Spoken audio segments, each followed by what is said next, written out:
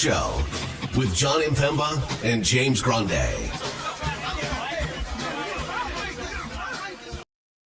What is going on, FA Nation? John Impemba here with James Grande. Welcome into the Fantasy Alarm NBA DFS Playbook live show. It is Friday.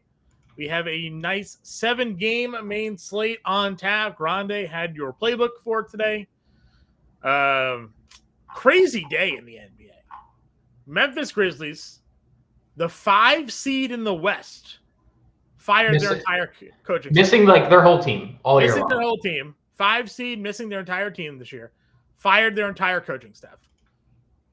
Taylor Jenkins gone. His 2 assistant coaches gone. Playoffs are 10 days away.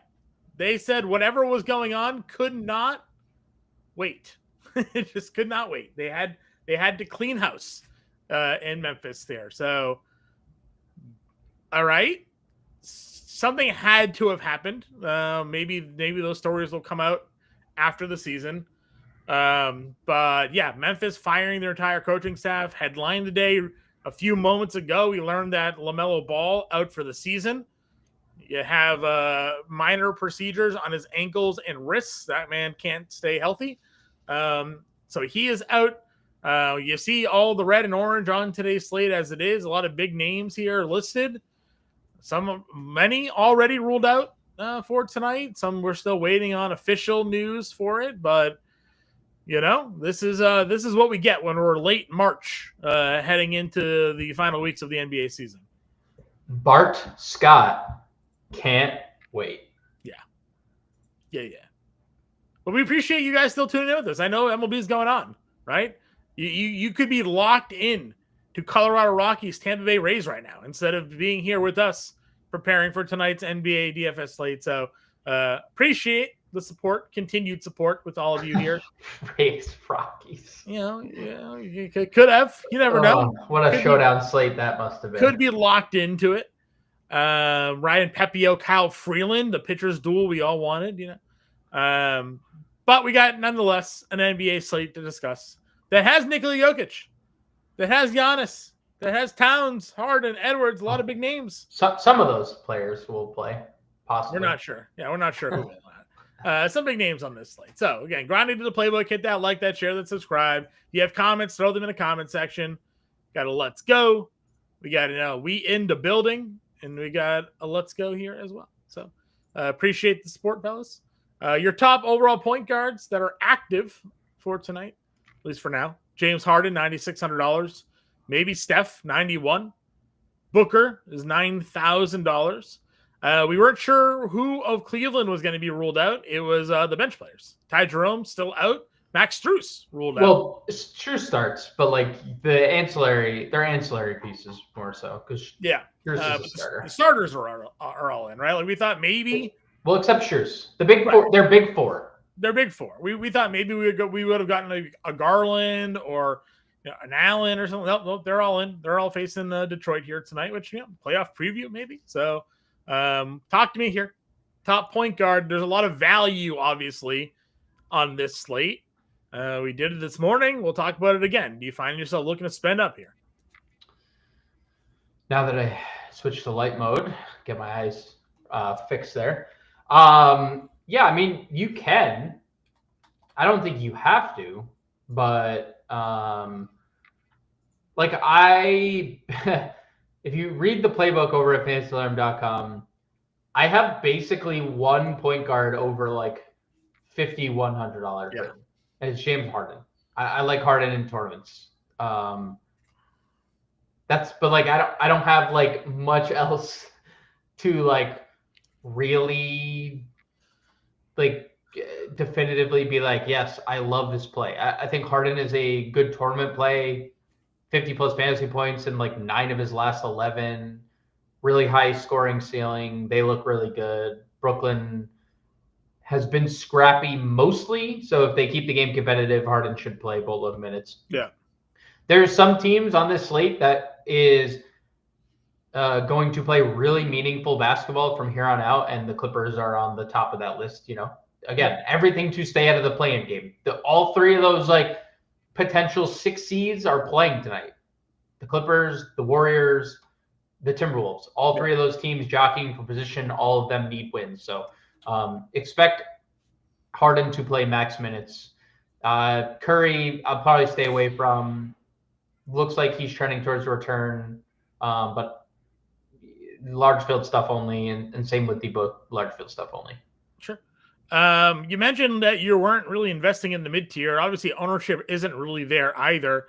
In terms of your chalk point guards for tonight, Jose Alvarado is at $5,100. KJ Simpson is up there at $4,000 here today.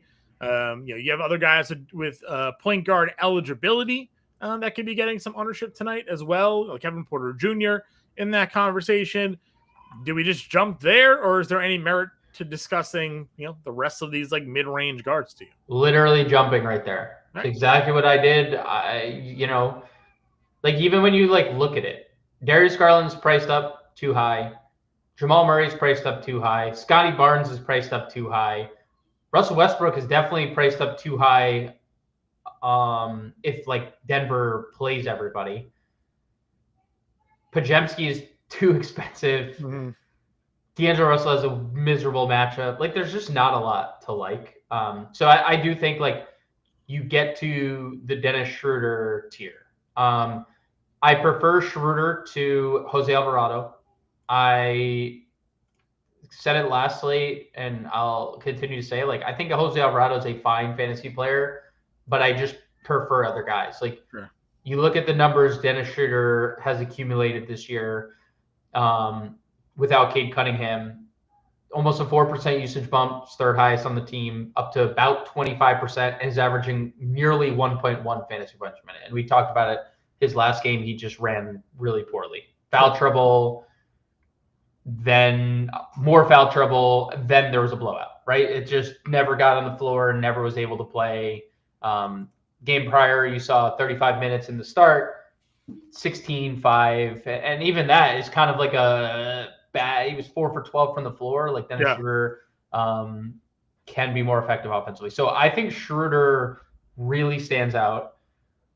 I would then say Kevin Porter is probably the next guy I'd look at in just going down the list, and this is not particular order. We'll go to Pablo's. I'm going to address the last two comments we had too in a second, because I think they're important. I like Kevin Porter quite a bit. We had talked about it. Without Giannis, I expected him to start. I just think that this is probably their move going forward. He just provides more than Ryan Rollins. Ryan Rollins is a fine defender, and I think how they use him as their backup point guard makes a lot of sense. Yeah. But I think Kevin Porter just gives them more offensively. And he's a good rebounder, good passer, all that stuff. Especially if Giannis is out, they just need him to be on the floor because they need creation. Ryan Rollins is not that. Mm-hmm. Then I'm kind of out on this Jordan Hawkins chalk. 4,500. I think there's too much around him to like even for that to matter. I understand why people are going there. He may start because there's no CJ, but I really like KJ Simpson at 4K. He's not like the best fantasy point per minute guy. Like Dennis Schroeder, Kevin Porter are. They're good fantasy players. But he realistically, and I did this, doesn't look very different to Porter when Giannis plays than when he doesn't. Like Giannis on the floor, Kevin Porter is a 21% usage player.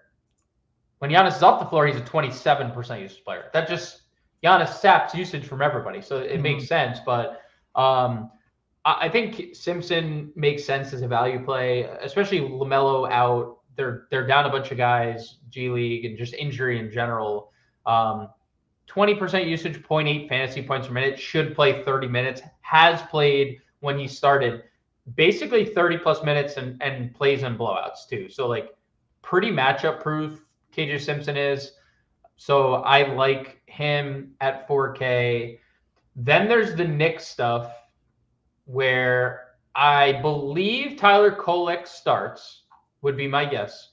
And you and I had talked about it on the previous show, and we failed to mention DeLon Wright and his existence. But Kolick, so basically what happened is Campaign played basically the whole first half, 18 minutes in the first half. Kolick was the backup, played 6 minutes essentially in the first half. Campaign goes out, doesn't come out for the second half. Kolick starts the second half, plays the whole third quarter, and then DeLon Wright played the entire fourth quarter, which is kind of what they were doing with Campaign. That first game that Campaign started, they played Campaign the whole first, they played Kolick the whole second, they played Campaign the whole third, they basically played Kolick the whole fourth, and then Campaign closed the final few minutes. So I think there's an interesting dynamic there. I don't think, seeing how Thibodeau is doing that, I don't think it's for certain like one guy or the other is going to play 30 versus 18, right? It's a 48-minute split per position. So like I could see a scenario where Kolick starts and plays 26 to DeLon Wright's 22. There's an even split, 24 and 24. So I'm interested in the Knicks situation. I think the starter makes more sense just because we know Tibbs's track record, right? He doesn't really use guys off the bench. So now going back to, we'll start at Pablo ranking the point guards, and we can list Sasser here. I haven't written as a shooting guard just because, but it doesn't matter. Yeah. He's a point guard, shooting guard. And he doesn't even have Schroeder here, and I wonder if this ties into the Prince's thing. It could also I guess Schroeder would have fit the salary too. It's like it could just be a thing that fits his lineup specifically. But Alvarado's the same price. Right, that's what I was saying. But the pricing actually for some of those guys are actually the same. So if I'm including Schroeder into this, because I'm going to include Schroeder, I actually think Dennis Schroeder is one. I will say if Kolick is starting, Schroeder, KPJ,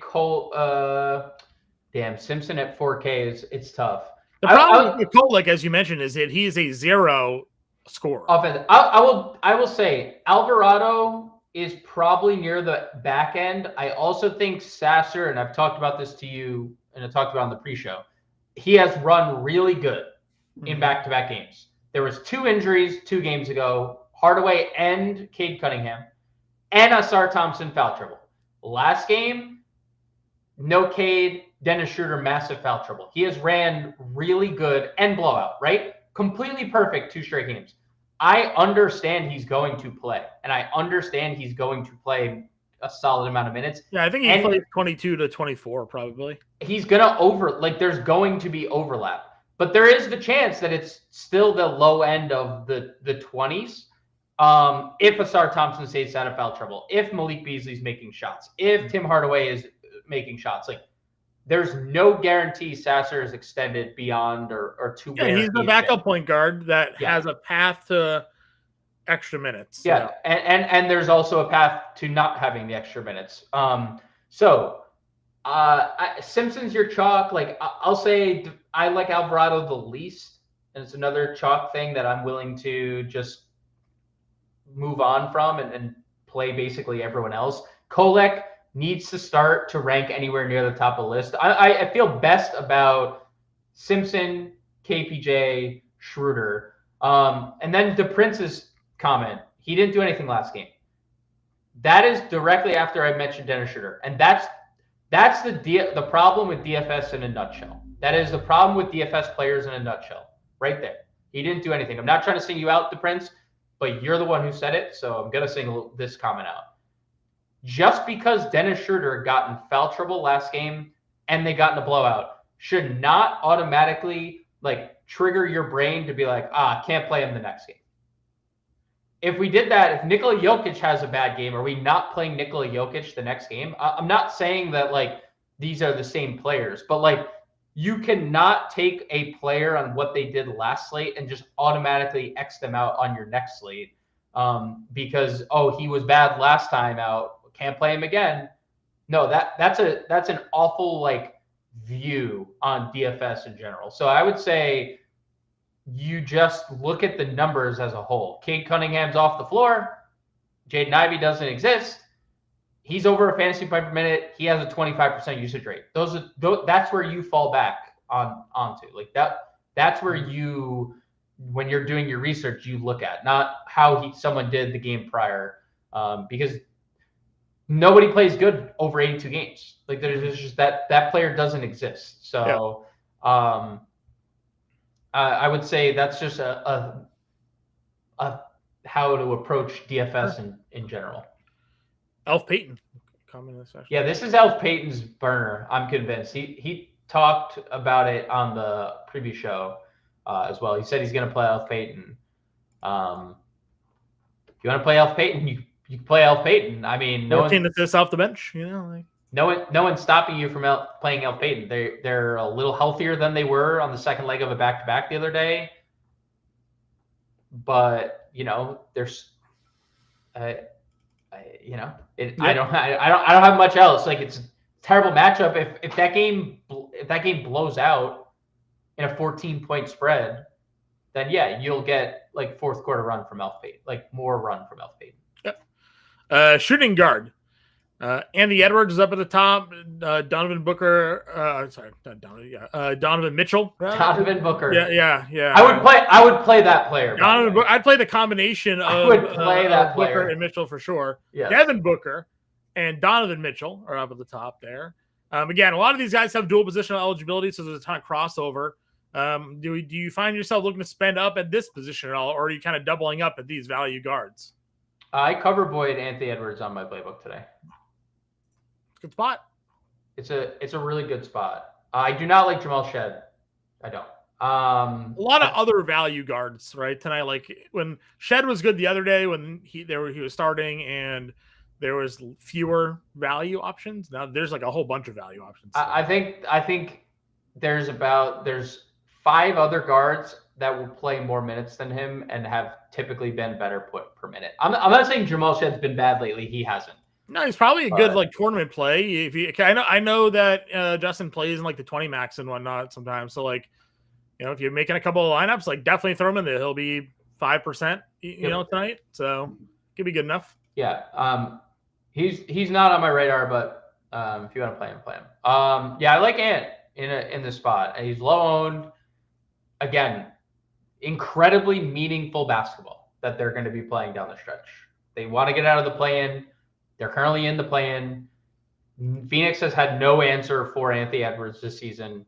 And they're a bottom 10 defense this year, bottom 10 this month, bottom 5 during the whole season. Massive usage rate, big fantasy point per minute guy.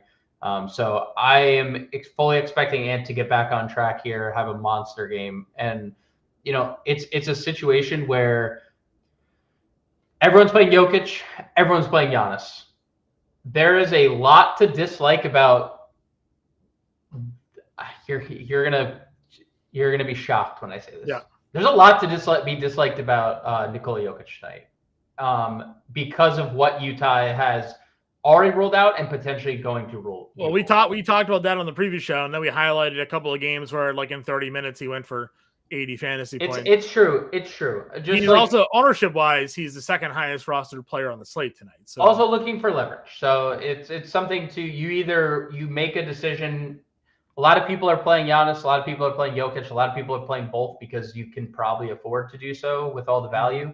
I'm taking C, pairing one of them with Anthony Edwards and comfortably building. But I like Edwards. And then it's another position where I look at it, I'm just like, I don't need to play anything else, but I need to just go to the cheaper options. Yeah. Like I like Malik Beasley. I did it again. Malik Beasley. Michael Beasley is having a 1-on-1 against Brandon Jennings, though. So did you see that? It's like for 100K. They're playing 1-on-1. I feel like Brandon Jennings is a little too small there. All right, I'm playing Jokic and Giannis now since Elf Payton's burner account is playing neither of them, and he's playing Elf Payton. I'm playing both. I like Beasley in tournaments. Gary Trent, I'm not a fan of unless we get the Giannis out. I just don't think that there's like a ceiling at $4,700 for Gary Trent.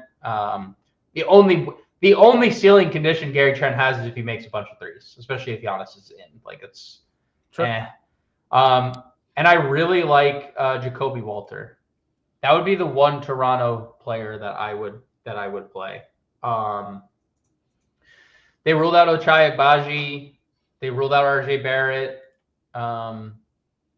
They ruled out a bunch of their wings, Grady Dick. Like a bunch of the wings are ruled out. Also, why like Shed is not like my favorite. Sure. They still have a bunch of ball handlers on their team.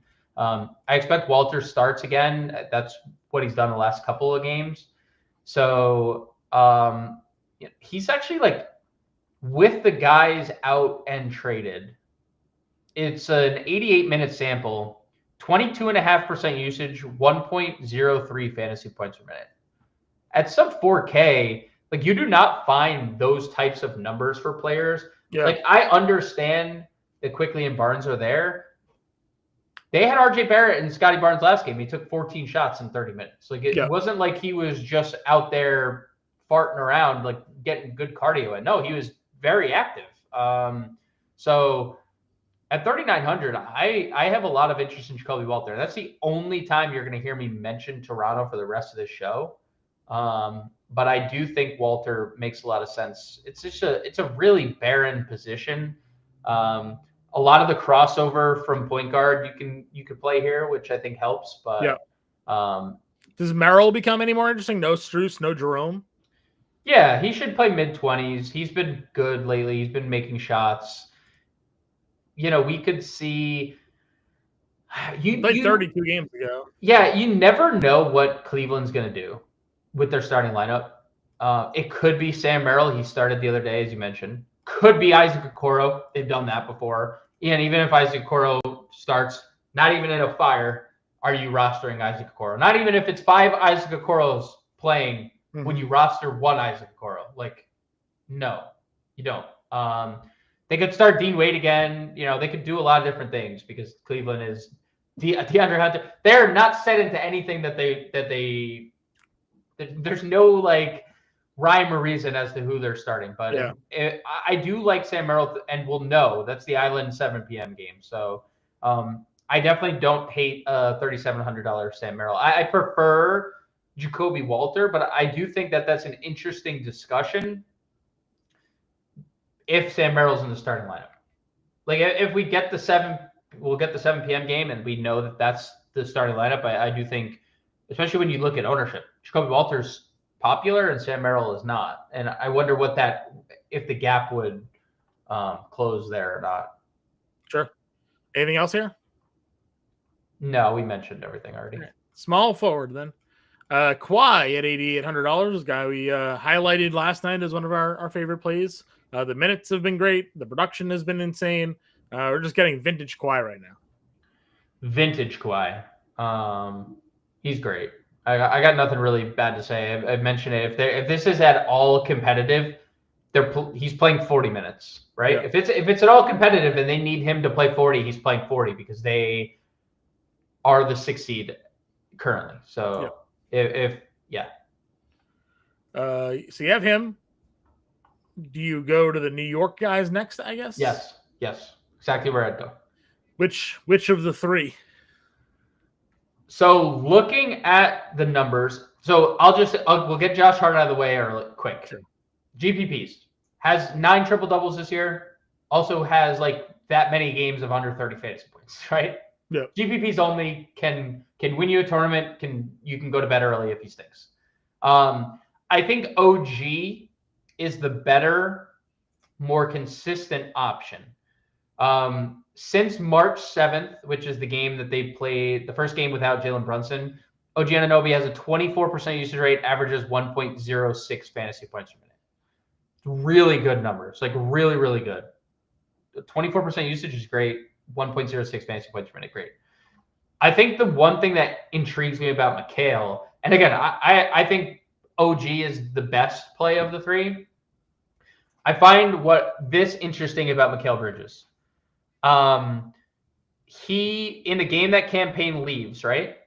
Mikal Bridges led them in passes received, was second in passes dished out, had 9 assists and led in potential assists as well. And I don't know if what that means. Sure. But what I can tell you is if a guy has the ball in his hands and is receiving that many passes, they're asking that player to play make more than any other player. OG is not that guy. OG is catch and shoot, cut, move off. Like he's not like playmaking. Karl-Anthony Towns could play make, but like that's your center. He's playmaking. He's not Nikola Jokic. He's scoring, right? And he's playmaking out of stuff, like out of pick and roll, out of pick and pop, like out of drives. Like, so it is interesting that that's the type of playmaking we see Bridges when they're down their 3-point guards, right? So I think that's a little bit appealing part. I would probably rank them OG, Bridges, Hart, with the caveat that I think Hart probably has the highest ceiling because he's obviously, I would say the most likely ceiling game comes from a Josh Hart triple-double. Like, it's happened 9 times this year. So, but yeah, OG, I'd rank OG, McHale, Josh Hart is how I'd rank them. Okay. Value range as we work our way down. Again, where do we look to go? There's Cleveland, Detroit plays down here. Kyle Kuzma, something maybe we go back to at $6,200. What are we looking at? Yeah, the Kuzma stuff is interesting. I don't love 6,200 if Giannis plays. I don't hate it. I don't love it. Just kind of the price. So if Giannis plays, I probably don't get there. If Giannis is out, I would go back to I know he was very underwhelming last game, but the minutes were great. The peripheral stats were great. I'd expect him to take more than 10 shots as well because they need the offense. So if Giannis is out, 6,200 is interesting. We talked Beasley. We talked Moody. I wrote up Asar today, $4,500. When he's able to play minutes based on staying out of foul trouble, he is very good. He's a very productive player. Yep. He is likely at extended periods of time going to be guarding Donovan Mitchell and or Darius Garland, right? Or Evan Mobley. Or, I mean, those 3 scenarios do not favor Asar Thompson. No. Now, he's a very active defender that could come up with 3 steals, but his 3 steals might also translate might have 2, 2, 2, and 3, and then 3 fouls at half, and he's played 10 minutes and you're dead. So I'm good with it, but it's a tournament play only. I don't have much else. We talked Jacoby Walter. Christian Brown is a little bit intriguing if like Jamal Murray were to sit out. Sure. I saw Antonio Reeves getting ownership earlier today. That's kind of subsided. That's what it is. Like, I wrote up Bryce Sensabaugh today.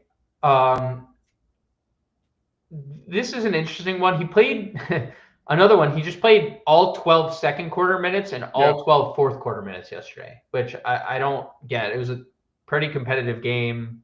But we know high usage rate player, pretty good fantasy point per minute guy. They already ruled out Markin, already ruled out Clarkson, already ruled out Collins. Walker Kessler downgrade midday. Well, not downgrade, but injury report comes out. Walker Kessler is questionable. Yeah. So that's 4 starters potentially down for Utah. And this spread, John, that I don't remember what it was last night when we talked. 14.5, I think. It's 18.5. Yeah. Now. So like, in Denver, second leg of a back-to-back, you have been what's funny? It's the Utah-Denver back-to-back, right? Yeah. They were in Utah home last night to Denver. Isn't that like your? It's Denver to Utah. Yeah. Denver to Utah. Okay, so we're in reverse here. So and this was like an article 6 years ago, right? 6 years ago. But like 3,700 Sensabaugh, I think you can play in a tournament too. You obviously got to run good with the minutes there because it's a shaky one. Yep, agreed. All right, let's go on over to power forward then. Again, Giannis is up here at 11.5. KD is 93. Miles Bridges, $8,900. Again, a team to himself. We saw him have some elite production then. Kawhi, Butler, Mobley here at 8K. Yeah, I love Giannis if he plays. Obviously, no one has anything to defend Giannis if he's going to suit up. So you can play Giannis. You can always play Durant in the tournament. Scoring has been outrageous lately. You just need the peripheral stats. Miles Bridges is interesting in tournaments because Charlotte's so shorthanded. It is a pretty good matchup in terms of defense and in terms of pace. Toronto's 11th in pace this year. So it's like, pace up spot, bottom half of the league defense that he gets to face against with no LaMelo Ball. 4% usage bump, almost to 33%, almost 1.3 fantasy points per minute when you factor just like 3 high usage guys, Ball, Man, Miller. Those 3 guys being off the floor really help Bridges. So I like Bridges. We talked Kawhi. Good with getting to Mobley if you end up there. Like, obviously, he has the ceiling even when players are in. Yep. I'm not prioritizing it, but it's definitely within the realm of like range of outcome that he has a big game. Sure. Mid-range for you. Any interest in like Cam Johnson here? You can obviously play the Knicks plays, Tobias Harris, Kuzma, Filipowski at 6K. Like, where's the play here for you? Yeah, those 2 last names you mentioned, Tobias Harris and Kyle Filipowski, I think are the 2 that intrigue me. Toby, very, very safe. High 30s minutes in this game. I know, tip like not the easiest spot on the other side. 4% usage bump that Toby gets without Cade and Jaden Ivey. Second highest on the team. 22% usage, 1.08 fantasy points per minute. High 30s. This game, like, I understand Cleveland's like good defensively. 232 implied total. Second best on the board. There are not a lot of great game environments on tonight's slate. This is one of them. And no Cade, just goes to show you, John. No Cade Cunningham 6-point spread in this game. That's just the respect that the Pistons have garnered. And Toby, almost 1.1 fantasy points per minute without Cade and Jaden Ivey this year. That's like really serious. So I like Tobias Harris, 6K. And like they once again started Kyle Filipowski at power forward last night alongside Walker Kessler. And he nuked. Guy nukes. Yep. Every time he's extended, he nukes. And if there's no Kessler tonight, he closed last night in competitive games. He's at least closing. In non-competitive games, at least you're getting like the mid to high 20s minutes. So there is a higher ceiling for Filipowski. Yeah. So I like that range right there, Harrison and Filipowski. All right. Kelly O's kind of in that same spot as well, a few $100 cheaper. Any value for you at this position? Yeah, Olynyk in tournaments, Naz Reid in tournaments, both really solid. What do we do at Brooklyn? Pretend like they don't exist and hope they all go away. Oh, we're getting it right now. Zaire Williams actually just in, Clowney out, Watford in. Okay, they're gonna. Trent Watford. So if you think about Brooklyn, right? You think about Brooklyn as a whole. Yeah. They are now down in their front court. They are now down Clowney, Day'Ron Sharpe. They'll probably just go with their traditional starting 5: Johnson, Russell, Claxton, Keon Johnson, and Zaire Williams. That's probably their starting 5. Yeah, Johnson, Russell. Okay. Yeah, double Johnson, Russell, Claxton, Williams. That's probably they'll go with that. Watford is now your 4 and your 5 backup.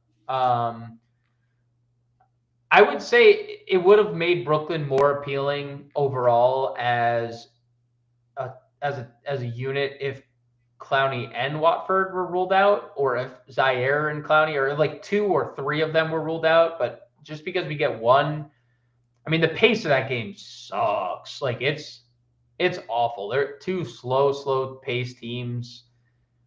I don't like Watford is probably the guy that gets extended the most off the bench, but even then, I still feel like pretty bad about this situation in general. It's probably just a situation that we could pretend that like it doesn't exist. Okay. I know Watford was getting ownership this morning. I don't think he's getting any right now. And if he becomes chalky, is that like, I don't think that's a good chalk because he's at 4% right now. Could Yeah. increase now that he's officially in, but it could. The only other thing I would just mention, I said I wouldn't mention Toronto, and I guess I lied, but with Ochai Agbaji being ruled out, there's just the weird possibility that someone like Cole Swider were to get a start. They did not extend another 10-day to Colin Castleton, so he's no longer on the team. So just with Agbaji out, they could go the Mobo route. They could go the Swider route. But I do think one of those players in Jonathan Mobo or Cole Swider could get an extended look here. Okay. Let's see. And then Salon at 3,100. Yeah, Salon is getting ownership. Where is that has stayed 3,100. That has stayed consistent all day. Just gonna play. He's just gonna play. Yep. We're just at the point where they're just playing him, and they need to. They reached on him in the lottery, so they need to develop this kid who's taken a way too long of a time to develop. But like Salon, I would say fits best in your lineups that are double spending up. If you're not double spending, I don't feel like you need to play Salon. We're going to tenor.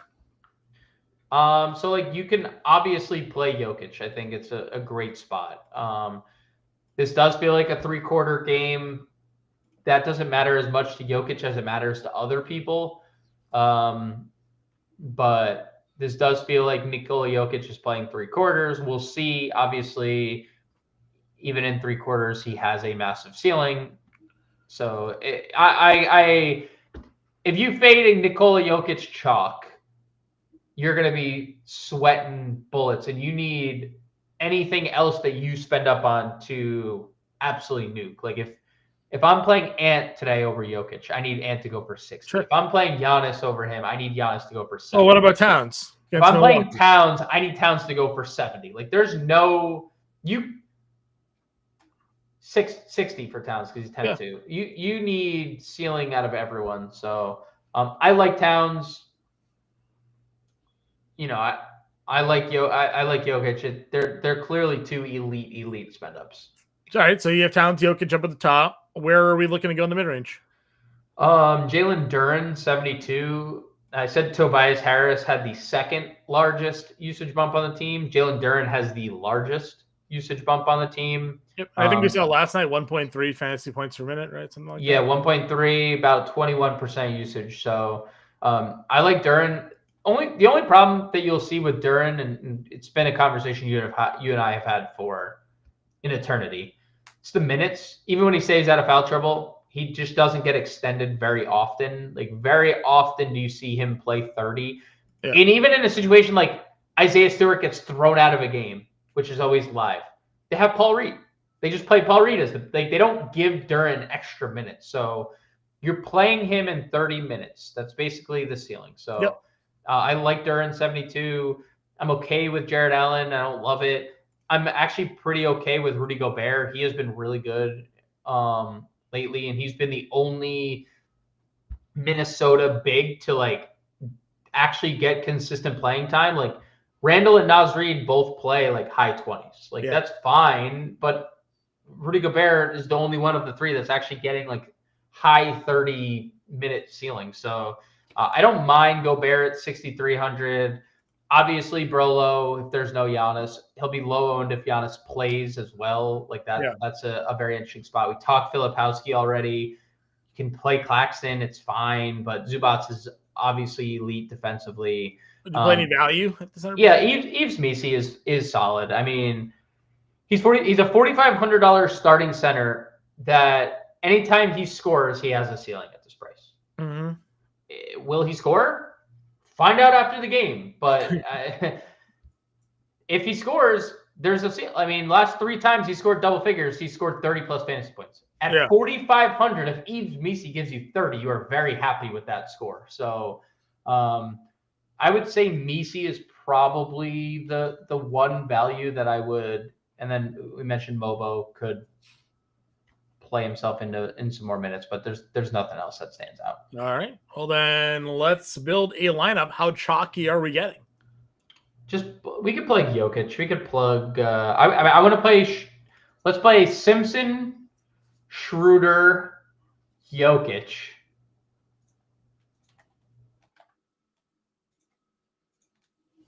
Okay, $5,700. Kolek. Let's see. You want to go Kolek there at the guard? Yep. Okay. Do Salon. Would you play Salon? I would only play Salon if we're double spending. Okay. Well, right now we have $6,350 a player. So if we look at the mid range, we can do like OG, Toby, Mm-hmm. $6,200 for Ford and Util. $62 for Jacoby Walter. Okay. Walter. And then yeah, break your keyboard a little bit more, dude. 85. Guy wants to he's mad. Wants to go 85 home. is kind of a tough spot. It's awful range. Absolutely horrendous. Not a great spot there. I don't think there's a big difference from doing a little fair bounce there. So $6,200. Said Filipowski. Yeah, that's fine. And then a 64 is. I hate this range too. Well, you mentioned Gobert, Kuzma, which I don't mind. Yeah, I mean we're not playing Giannis, so you could just play Kuzma. Yeah, that's fine. Okay. Simpson, Schroeder, Anunoby, Harris, Jokic, Kolek, Filipowski, Kuzma with $200 left over. So if you wanted to, you could get to like Sasser at 33 if you felt there's more offensive upside there, or Peyton for the same price. So, guys, it is Friday. It is end of season NBA DFS. So sometimes these lineups aren't going to look pretty, but we are building around Nikola Jokic in this matchup against the Charlotte Hornets here this evening. We appreciate you guys tuning in each and every day. Grandi and I will be back with a preview show Sunday night for Monday. Enjoy your weekend, folks. We will catch you guys later.